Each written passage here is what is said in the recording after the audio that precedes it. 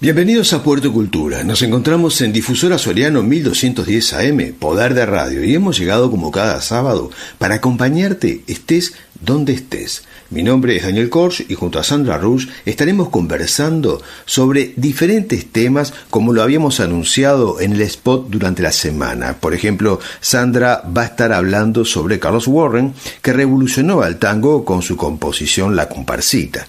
En Voces Cercanas vamos a tener dos invitados, a Tito Ramos, Oscar Tito Ramos, con su clásico reproduciendo los cuentos de Don Verídico.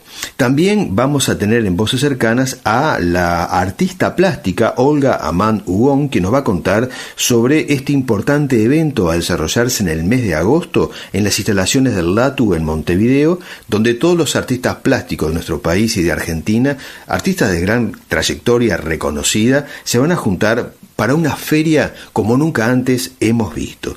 En la lupa literaria vamos a estar conversando sobre Julio Cortázar y también tendremos los libros recomendados de la editorial Mohadenshoff.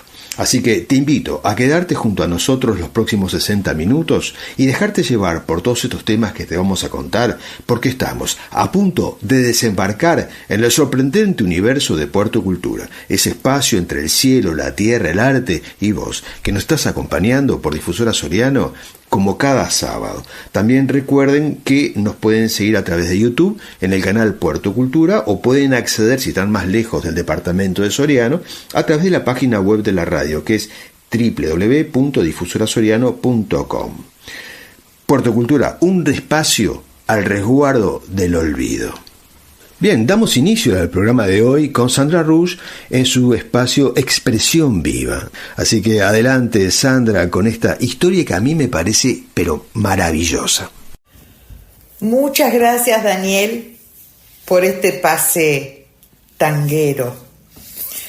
La expresión viva de hoy, que compartiremos con nuestra audiencia, está dedicada al músico, compositor, intérprete y director Carlos Warren, el maestro del tango.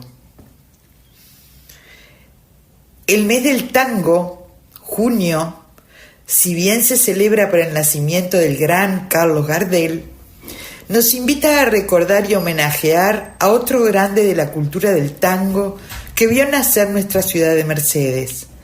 Y es que Carlos Warren está muy ligado a la historia de La Comparsita, escrito por Gerardo Matos Rodríguez allá por finales de 1915, principios de 1916, en modo marcha, a la que nuestro mercedario adaptó la estructura y ritmo de tango, siendo hoy el más grabado y reconocido en el mundo. Dice el Oriente: Carlos Warren nació en Mercedes, en la casa número 16 de la calle Alzaga, luego Florida y actualmente de Castro y Careaga. Alfonso Arias amplía la información y nos dice que fue el 12 de marzo de 1891 en esa casa que hacía esquina con la calle Buenos Aires, luego Dr. Ricardo J. Braceras, justamente donde hoy se levanta el edificio del Banco de Previsión Social. Su padre Carlos falleció siendo joven. Era abogado, periodista, escritor y vicerrector del Colegio Nacional de Concepción del Uruguay, provincia de Entre Ríos. Su madre, Rosa Mernies, le dio sus primeras lecciones de piano y también fue alumno del recordado maestro y profesor don José Segú, de quien hablaremos en próximas columnas, pasando su infancia entre la ciudad de Mercedes y el campo de la familia en el paraje Cololó. A los 17 años, contrariando a su familia, comienza a tocar el piano en cafés y casas de familia de Mercedes. El primer tango que interpretó fue Cololó, del violinista Santos Retali, también oriundo de esta ciudad. Dice el Oriente: inquieto y deseoso de incursionar en otros ambientes artísticos, se escapa de su casa y se va a Gualeguaychú con un amigo. Al tiempo se trasladan a Buenos Aires, donde se emplea en una escribanía, tocando el piano en cines y cafetines sin mucho éxito. admiraba a Roberto Firpo, con quien se hicieron grandes amigos. En el verano de 1914, Warren regresa a Uruguay y se instala en Montevideo, trabajando en el café Petit Salón de la calle Andes, en los bajos del Moulin Rouge, con el violinista Ataliba Galup y Minoto Di Chico, que tocaba un acordeón semitonado. Al año siguiente, Warren actuó en el famoso café U Bon Marché de Florida y Soriano, con Félix Rodríguez en bandoneón y el violinista Padilla. A fines del año se originó un incidente y el pequeño conjunto perdió su trabajo. Luego pasa a actuar junto a Minoto y Padilla en el Moulin Rouge. En la vereda de enfrente, en la buhardilla del Hotel Comercio, vivía Pascual Contursi. En intervalos, Warren lo acompañaba al piano. En esos encuentros fue que por primera vez Contursi cantó Mi Noche Triste. Y acá abro un capítulo especial para detenerme en el encuentro de Carlos Warren y Matos Rodríguez. El Moulin Rouge estuvo cerrado como consecuencia de un incidente lamentable que se dio allí y culminó con la muerte de Pancho Servino, un asiduo concurrente al lugar. Al año siguiente, con su reapertura, retornan con sus presentaciones Warren y Minoto, acompañados por los violinistas Federico La Fémina y Juan Trócoli. Gerardo Matos Rodríguez era estudiante de arquitectura en esa época en la Facultad de Matemáticas y cuentan que utilizaba el piano que estaba en el local de la Federación de Estudiantes del Uruguay para practicar sus interpretaciones. Junto a sus compañeros se preparaban para participar en las fiestas de carnaval, formando un grupo que llamaron La Comparsa. Es así que Matos Rodríguez, estando enfermo, en cama, volando de fiebre, soñó la melodía básica que los acompañara en el desfile. Se la entonó a su hermana para que escribiera las notas y así la compuso sin mucha más pretensión que eso. Surge de la partitura que les dedica la obra a sus compañeros y amigos bachilleres. Pero no muy convencido con la presentación del pentagrama manuscrito original, lo pone en manos del músico y compositor Carlos Warren, que actuaba con su grupo en el Moulin Rouge, que era de su padre, para emprolijarlo. Pero este mercenario no solo lo emprolijó. Junto a Roberto Firpo adaptaron la melodía original, que era, como dijimos, de una marcha, a la estructura y ritmo del tango, realizándole ajustes y secciones para mejorarla. Gerardo Matos Rodríguez era hijo del dueño del Moulin Rouge, donde Carlos Warren actuaba con su grupo. En 1917, la orquesta de Firpo estrenó La Comparsita en el Café La Giralda de Montevideo, con la colaboración de Warren en el piano. Warren continúa realizando actuaciones junto a su orquesta en importantes bailes y fiestas de Montevideo y Buenos Aires. En los inicios de la década del 20 formó la primera orquesta de jazz de Montevideo y del Uruguay, siendo su director y pianista. En abril de 1921 fue uno de los fundadores de la Asociación de Pianistas. En esta entidad, que funcionó hasta 1929, se concentraban todas las solicitudes de trabajo para las salas de espectáculos, cafés, cines, etc., no solo para los pianistas, sino para los músicos en general. La desaparición de la asociación coincidió con la llegada del cine sonoro en Montevideo y la pérdida de una importante fuente de trabajo para los músicos. Los pocos cafés con palco resultaron insuficientes para la labor de los músicos. A pesar del desconcierto y las dificultades, Warren siguió luchando para agrupar los músicos en otra institución. Una anécdota que nos comparte el escritor Horacio Loriente dice que en una de sus consagratorias actuaciones en el Club Uruguay, Warren fue felicitado por el príncipe de Gales, momento que siempre recordaba con satisfacción y alegría.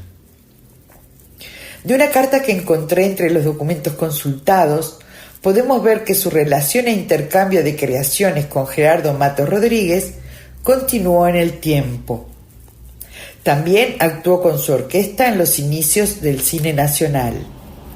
Su inquietud y permanente búsqueda lo impulsó en 1941 a formar una gran orquesta, debutando en Radio Nacional con 3 cantores: Violeta Gómez, Wilfredo Ferrandés y Jorge Warren, quien también interpretaba el acordeón.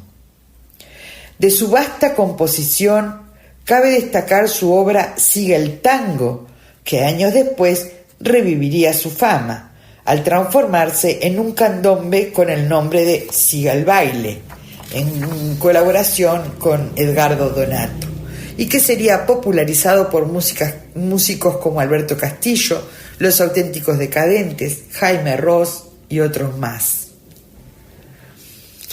Otros títulos que sobresalen de su obra son Porque te quise, con letra de Yonegal, su primer tango grabado; Compadrito, con letra de Carlos Álvarez Pintos; Alma de Milonga, en colaboración con Juan Bauer; Cuesta abajo, homónimo al de Carlos Gardel y Alfredo Lepera, con versos de Carlos César Lenzi, además de ¿Qué me importa?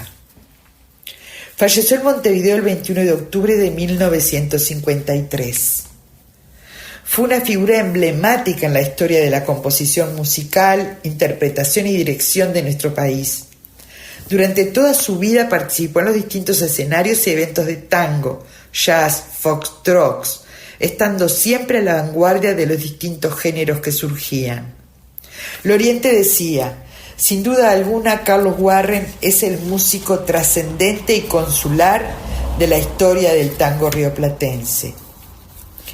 Carlos Warren, como tantos otros ilustrados, dejaron huella en la cultura nacional y a través de sus realizaciones y contribuciones musicales posicionaron al país a nivel internacional. Volviendo al tango La Comparsita, como ya dijimos, tuvo una intervención determinante y el 11 de junio de 1997 fue impulsado para ser declarado himno cultural y popular de nuestro país, lo que fue aprobado por la Ley 16.905 del 2 de enero de 1998, en reconocimiento oficial de su importancia cultural e histórica, consolidando su lugar como un símbolo de identidad uruguaya y rioplatense. También UNESCO declaró el tango, citando a La Comparsita como emblema, como Patrimonio Cultural Inmaterial de la Humanidad en 2009. Carlos Warren no es reconocido ni recordado como se merece. En nuestra ciudad se lo ha homenajeado con una calle alejada que lleva su nombre.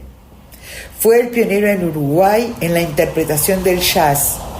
Sería muy bueno que en nuestra ciudad, donde él nació y donde cada año se realiza el Festival Internacional de Jazz a la Calle, se le tribute el reconocimiento merecido que le debemos.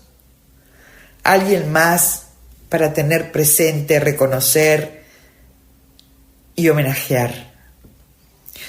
Espero hayan disfrutado de esta columna de hoy.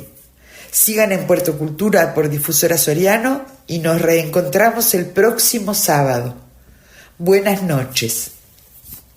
Continuamos en Difusora Soriano y ahora en el segmento llamado Voces Cercanas vamos a recibir nuevamente a Óscar Tito Ramos, el gran director de teatro y también escritor, que nos acerca nuevamente a ese universo mágico de Don Verídico, obra del escritor Julio César Castro. Así que con ustedes y con nosotros, el gran Tito Ramos con Don Verídico. Muy buenas noches, apreciada audiencia de Difusora Soriano y Puerto Cultura.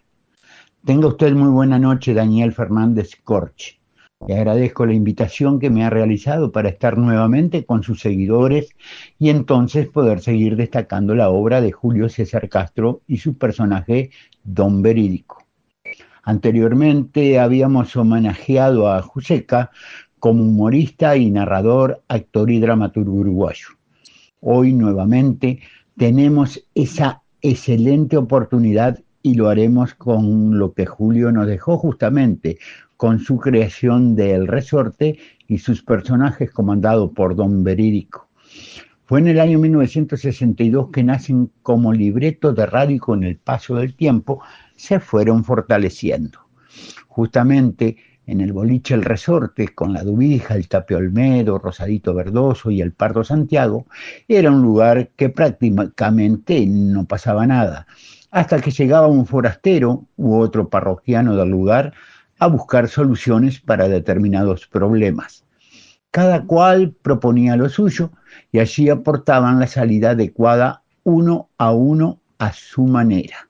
Aconsejaban e incluso salían a resolver solidariamente los problemas surgidos en la ocasión. Bueno, ahora pasaremos a lo que supuestamente el escucha está esperando. Busquemos la diversión con la presencia de Don Verídico. Un caso clavado. El asunto de las croquetas. Hay mucha manera de clavarse y de que lo claven. Uno puede clavarse con un vino picado, con una mujer falluta, con un auto de segunda mano y con una película. Lo pueden clavar como un Cristo, como un Gil que salió de garantía, como un jubilado que creyó en las promesas, como un enamorado que espera su nueva conquista en una esquina. Y el hombre sigue siendo el único animal que se pincha 2 veces con el mismo clavo. Hombre que supo estar en situaciones espinosas ahora que dije Antón Pirulero, el casado con farolera Jofeta, que se conocieron una vuelta que ella fue a sacudir el felpudo en la puerta del rancho y él estaba parado. Que lo agarró distraído y lo hizo dar 3 volteretas en el aire y fue a caer justo arriba de una tuna, que después ella se ofreció para sacarle las espinas con una pinza de podarse las cejas, que las iba sacando como quien deshoja margarita y le iba diciendo: me quiere mucho, mucho, poquito, nada, me quiere, etcétera, etcétera, etcétera. Espina va, quejido viene, el hablar de las piruetas salió el tema de las vueltas de la vida y de los golpes del destino y de las croquetas de arroz. El tema de las croquetas no tenía mucho que ver con nada, pero el hombre era loco por las de arroz y no se perdía oportunidad de salir con la cuestión de las croquetas. Después de las últimas espinas salieron a caminar y mimo va, mimo viene. Él quiso besar y ella cariñosamente le dio un empujón. Lo agarró mal parado y lo sentó en unos cardos. Mientras que le sacaba las espinas con una pinza, hablaron de la luna y las estrellas, del amor y los boleros, de la política y de lo difícil que era darle el sí al no y decirle no al sí. Y él aprovechó y le comentó el asunto de las croquetas de arroz.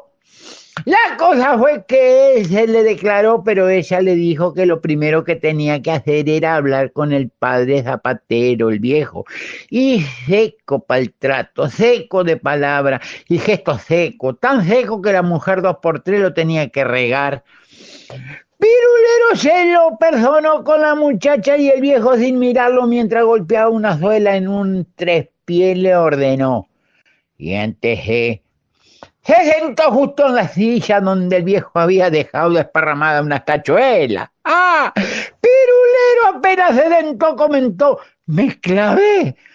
La muchacha se las arrancó con tenaza y como vieron que estaban hechos el uno para la otra, se casaron y él se hizo faquir profesional. Se acostaba lo más campante arriba de los clavos mientras ella, para tenerlo contento, le hacía croqueta de arroz. Continuamos en Puerto Cultura desde Difusora Soriano 1210 AM. Recibimos a la artista plástica Olga Amán Hugón, coordinadora de Proyecto Arte, un evento de arte plástico, creo que el más importante que se ha hecho en nuestro país, que se desarrollará en las instalaciones del LATU en Montevideo durante el primer fin de semana de agosto. Bien, Olga, bienvenida a Puerto Cultura. Una alegría que estés esta noche de sábado con nosotros. Contanos un poco cómo surge la idea de Proyecto Arte y cuál es el objetivo. ¿Cómo estás, Daniel? Gracias por la invitación. Bueno, Proyecto Arte surge porque yo voy a Estados Unidos, a ferias allá, y siempre quedé impactada de lo que son las ferias en Estados Unidos.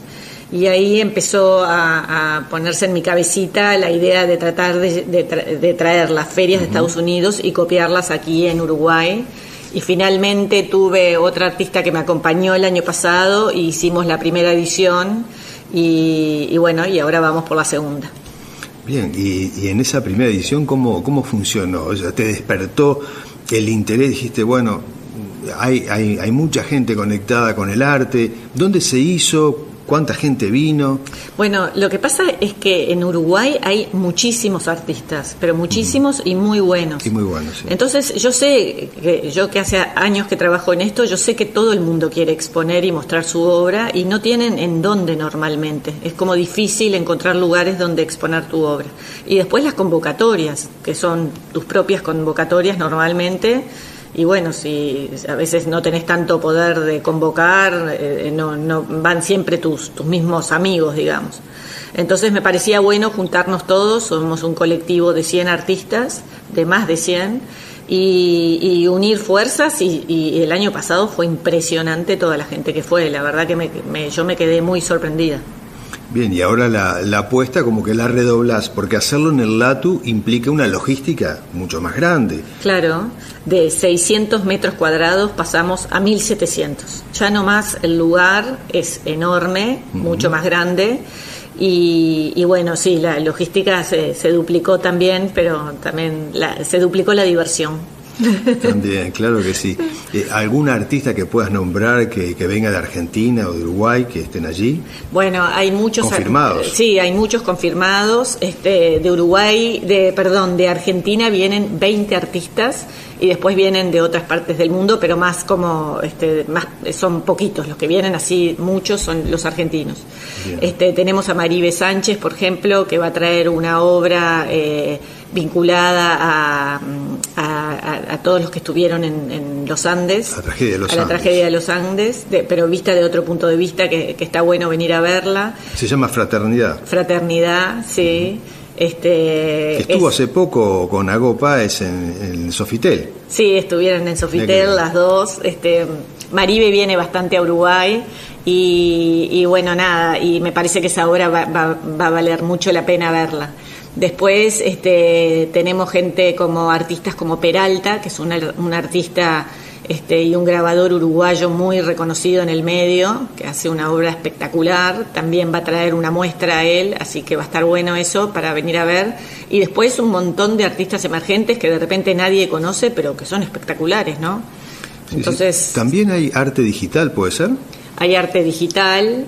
Como que no le temen a la inteligencia artificial. Sí, bueno, hay arte digital y arte con inteligencia artificial, también, que son cosas diferentes. Hay que verlo. Entonces hay mucha cosa que va a estar muy buena. Y después hay sorpresas. Bien, ¿y la entrada es gratuita? La entrada es gratuita, sí. Son 3 días. No dijimos la fecha, ¿qué fecha es? 8, 9 y 10 de agosto. Bien, ¿y horario? Y horario es, el primer día empieza a las 20 horas para todo el público, el segundo de 12 a 22 y el tercero, que es domingo, de 12 a 18 horas. ¿La entrada es libre? La entrada es gratuita, sí, así que tienen que venir. ¿Qué diferencia hay para el público, no? Es esta pregunta, ¿qué diferencia hay entre un artista que pone o expone una galería de arte a el Proyecto Arte, que en este tipo de feria que va a haber en el LATU? Bueno, la diferencia es que tú puedes comprar la obra directo al artista y charlar con ellos, porque ellos van a estar ahí. Cuando tú vas a una galería, charlas con el galerista y claro, no tenés esa ida y vuelta con el artista que siempre es tan rica. Y bueno, se va a poder comprar hasta en cuotas con tarjeta de crédito, que eso es raro también. Sí. Va a ser la primera vez. ¿Van a tener un post? Todos los artistas van a tener su post. Con transferencia hoy. Con transferencia bancaria también. Pero está bueno eso de que si algo te gusta te los puedas llevar, aunque no sepas nada de arte, no importa. Te gusta y te lo llevas. Una pregunta, Olga. Mencionaste al comienzo que tú viajas al exterior, Miami, Nueva York, este año sé que lo hiciste. Sí. ¿Qué diferencia hay entre esos escenarios y el que tú estás ofreciendo aquí en Proyecto Arte? Bueno, yo estoy tratando de que no haya diferencias. Bien. Lo que pasa que la gran diferencia son los mercados. Ellos tienen unos mercados enormes. Entonces, acá somos más de 100 y allá de repente somos miles, claro, en esas ferias. Entonces, las dimensiones son muy diferentes. Pero en lo demás, yo estoy tratando de que tenga esa categoría de una buena exposición de arte como en todas las ferias del mundo. Bien, bien. Vamos a contarles al público que bueno, que tú también vas a exponer, tú estás allí además de ser la organizadora, vas a tener tu propio stand, ¿no? Sí, claro, yo voy a tener mi propio stand. Y que últimamente te has abocado a la figura de los caballos. O sea, sí. ¿Qué representa para ti pintar caballos? Yo creo que yo no pinto el animal, digamos, pinto me parece que pinto lo que representa el caballo, sobre todo el valor de la libertad.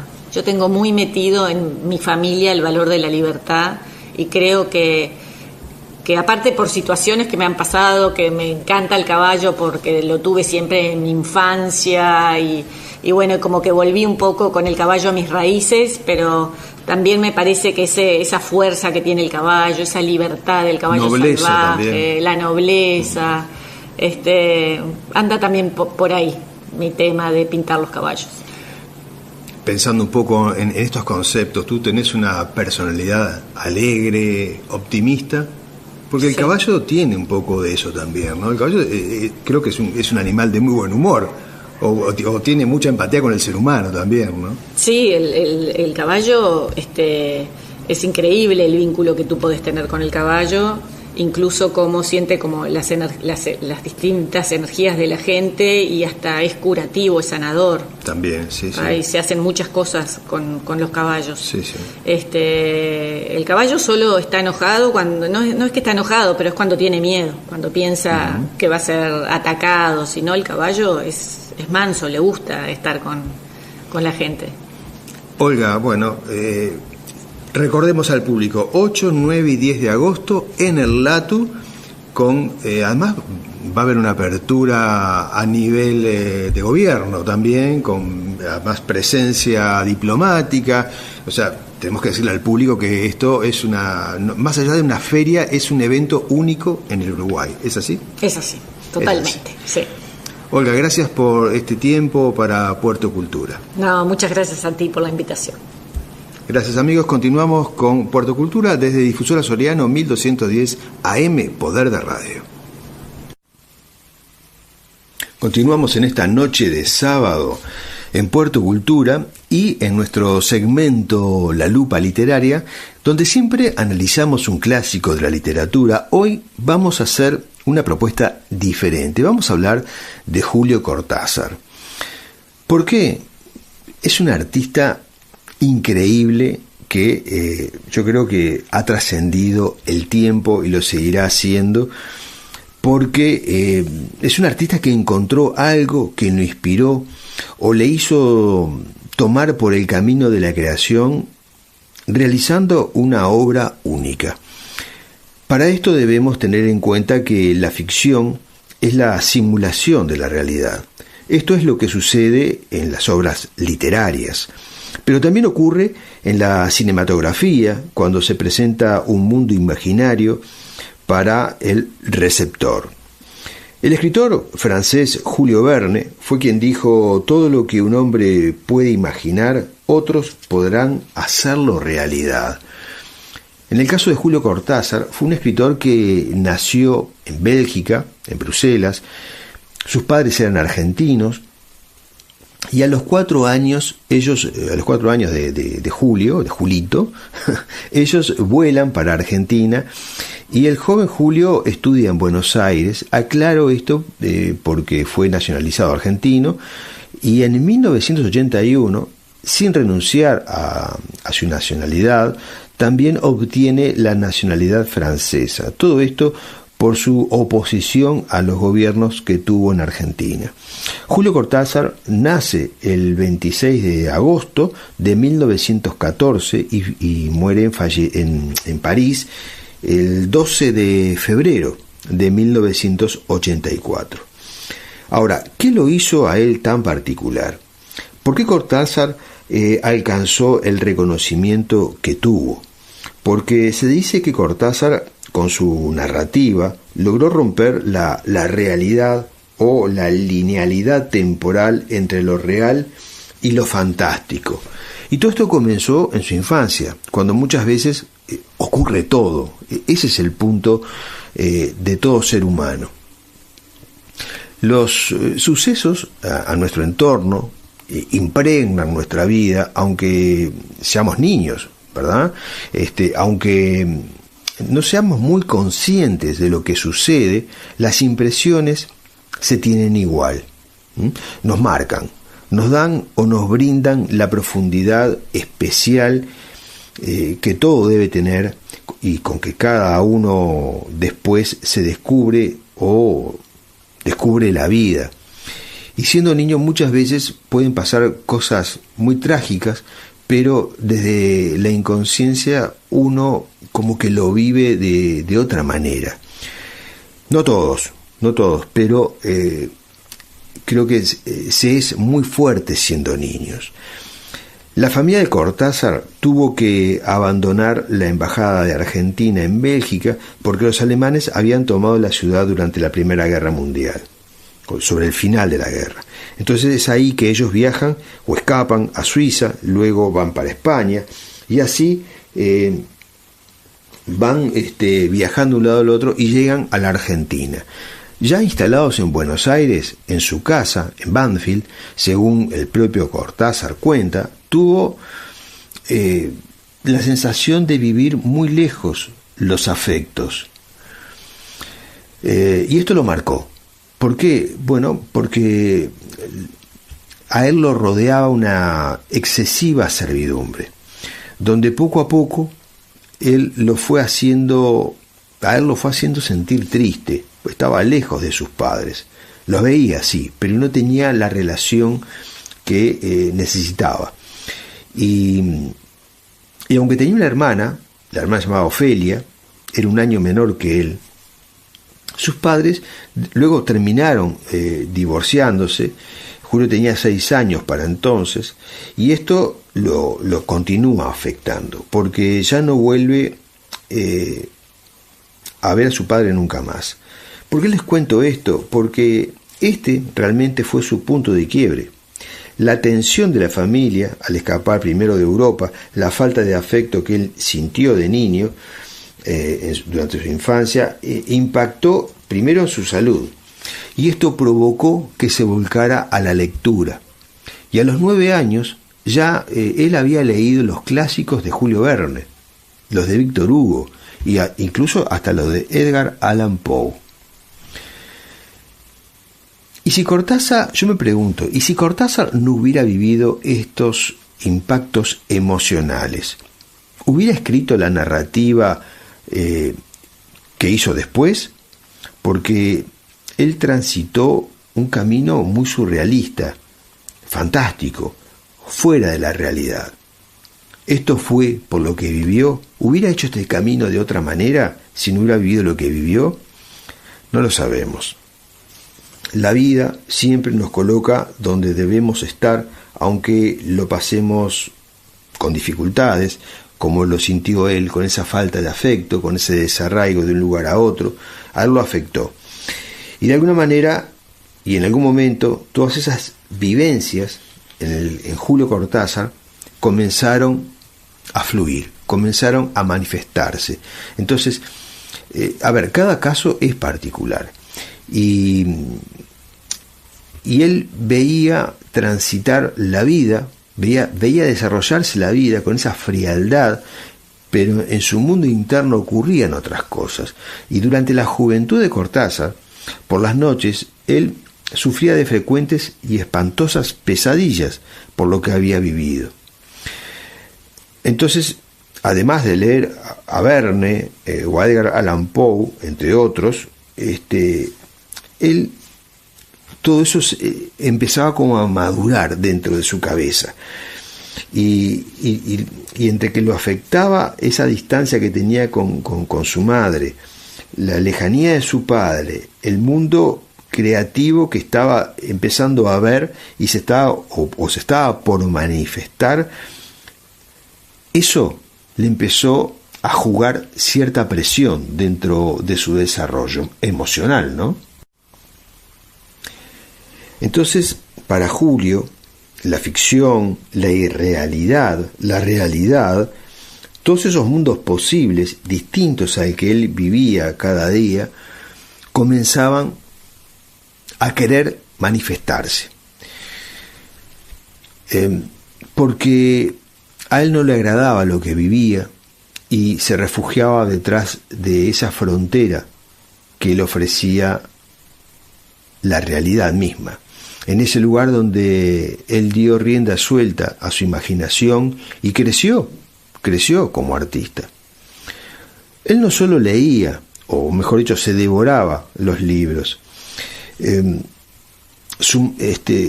¿Qué pasaba? Su madre, al verlo en esa actitud, en vez de saberlo llevar, de saberlo llevar en su creación, en entender lo que le estaba ocurriendo, y lo veía tan alejado de todo, siempre leyendo, de día, de tarde, de noche, lo llevó al médico, porque leía todo el tiempo. Incluso leía hasta el diccionario, un pequeño diccionario Larousse, cuenta Cortázar, sin comprender la madre que su hijo buscaba el significado de muchas palabras que no conocía. Este suceso, bueno, a él lo conmovió. También como fue el proceder de su madre, eso también le molestó, esa falta de entendimiento. Y además la madre dudó que su hijo estuviera escribiendo lo que escribía, ¿no? Lo cual le provocó un gran daño. Esto que le pasó a Cortázar le ha pasado a mucha gente, solo que acá lo sabemos de primera mano. Esta falta de confianza de su madre hacia él en un momento lo desmotivó, lo desmoralizó. Pero luego él descubrió el mundo interior que tenía, ese mundo que soñaba, que lograba reproducir en sus escritos, ese mundo que lo despertaba por las noches y que lo fueron convirtiendo en el escritor que fue. Logró traducir esas pesadillas a palabras y confeccionar historias. ¿Saben que le aconsejó el médico? Le aconsejó incluso al director del lugar donde estudiaba que dejara de leer por 5 meses y que saliera a tomar sol y a jugar, no sé, a la pelota con sus compañeros. Un mejor consejo hubiera sido que continuara leyendo al aire libre y haberlo instruido en ese sentido, ¿no? Pero lo que son las cosas, ¿no? Como a veces uno toma contacto con estos disparates, pero lo cierto es que sigue pasando, ¿no? Y eso es alarmante, ¿no? Esa falta de sensibilidad, de tacto, de conducción, de poder ver o poder darse cuenta un profesional que un niño puede tener otro mundo. Julio Cortázar, a los 10 años, ya había escrito una breve novela donde se demostró a sí mismo que era capaz de hacerlo, y también había escrito varios cuentos. Años después, Cortázar da clases de literatura.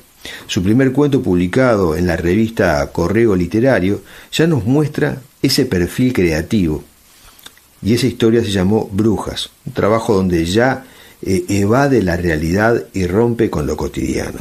Cortázar fue una persona muy exigente consigo mismo, siempre se esforzó al máximo con todo lo que hacía, por lo cual descartaba muchas cosas y descansaba poco.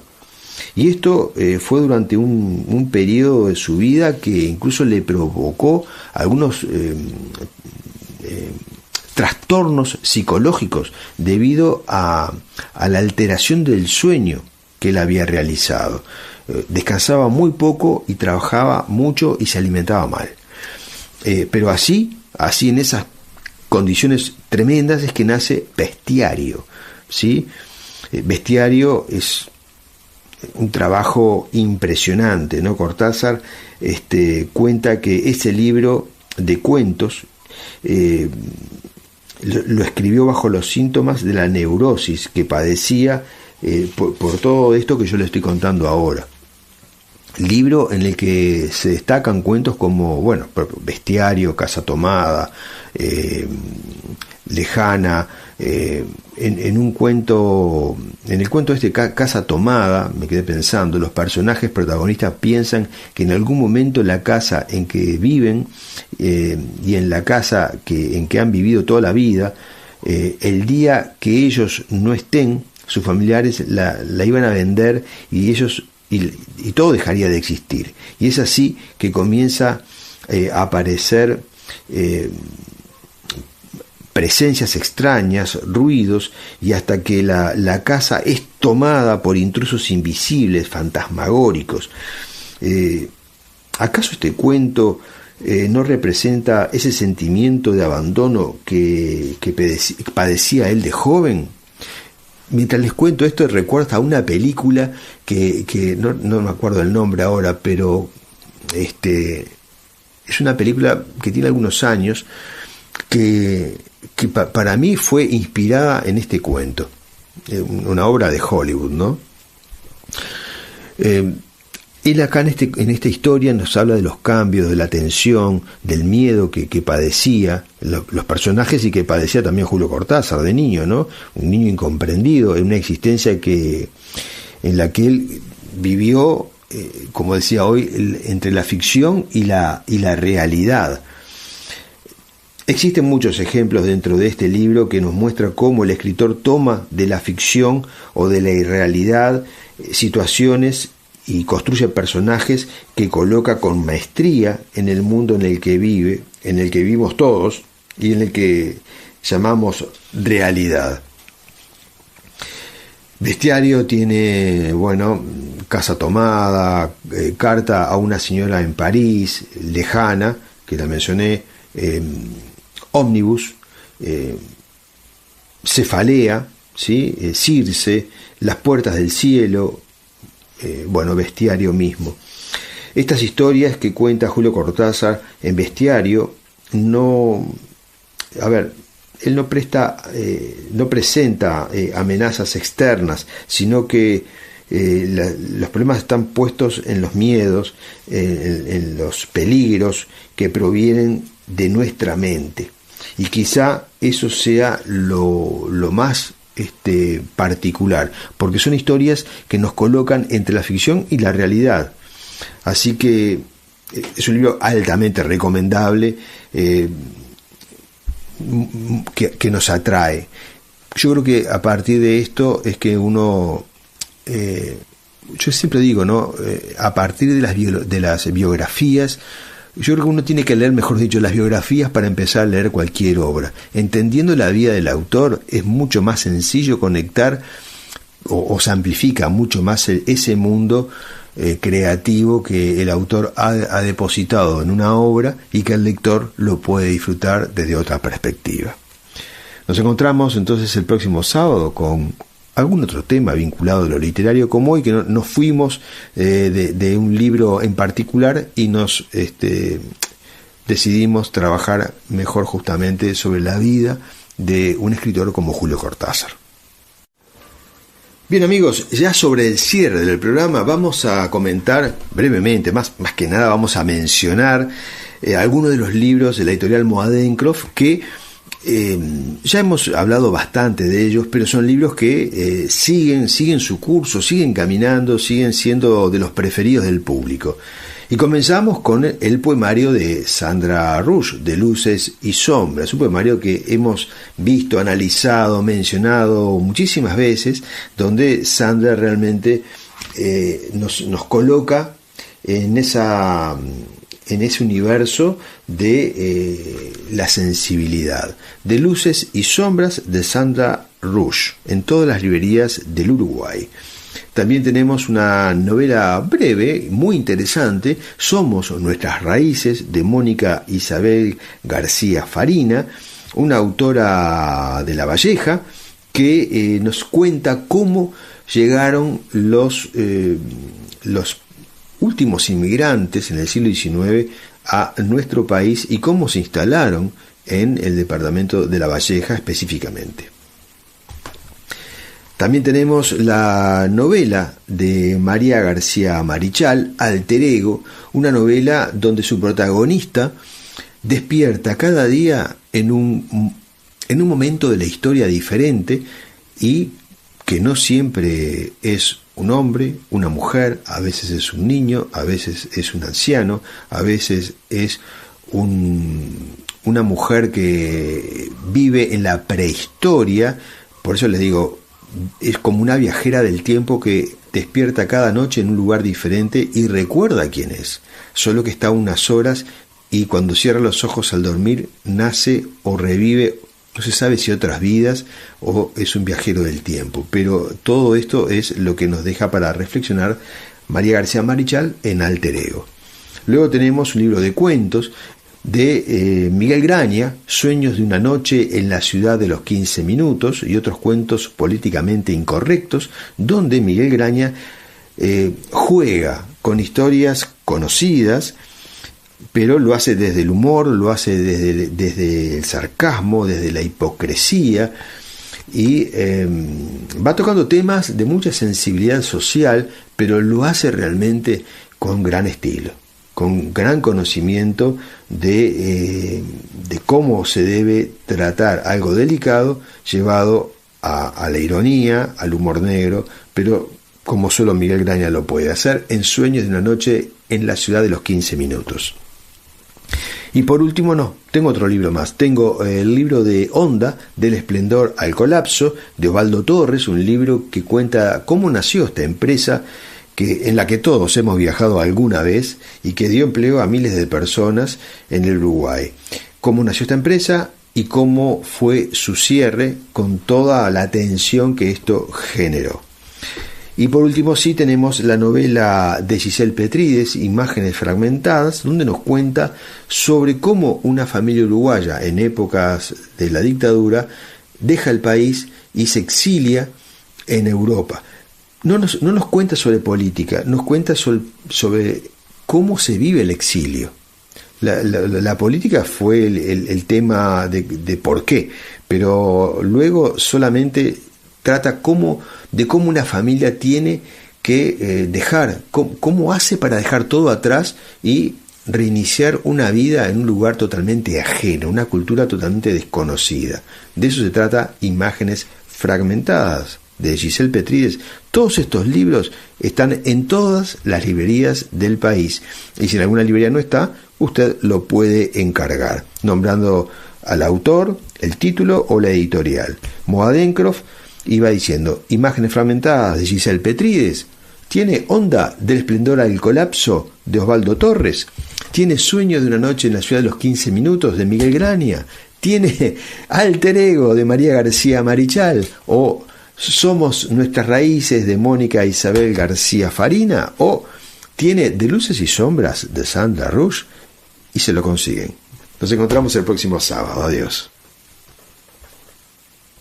Hemos llegado al cierre del programa de hoy y zarpamos de Puerto Cultura en la búsqueda de nuevo material para el próximo sábado. Pero vamos a agradecer a las personas que nos acompañaron hoy. Le agradecemos a Olga Amand Ugón, la artista plástica que lleva este proyecto de arte en el LATU, Proyecto Arte. Le agradecemos a Óscar Tito Ramos, gran director de teatro y escritor, que hoy nos trajo al desopilante Don Verídico de la mano de Julio César Castro. Le agradecemos también, del otro lado de la vida, a Carlos Warren por la comparsita. Le agradecemos a Julio Cortázar, de quien hicimos hoy la síntesis de su vida, y le agradecemos también a Diego Sabela por todo el soporte técnico. Le agradecemos a los operadores de Difusora Soriano, a la dirección de la radio, y a ustedes que están allí como cada sábado escuchándonos. Junto a Sandra Rush nos despedimos y le decimos adiós. Nos encontramos el próximo sábado aquí en Puerto Cultura, pero no se vayan porque la radio tiene para ustedes preparada la mejor programación del fin de semana. Adiós.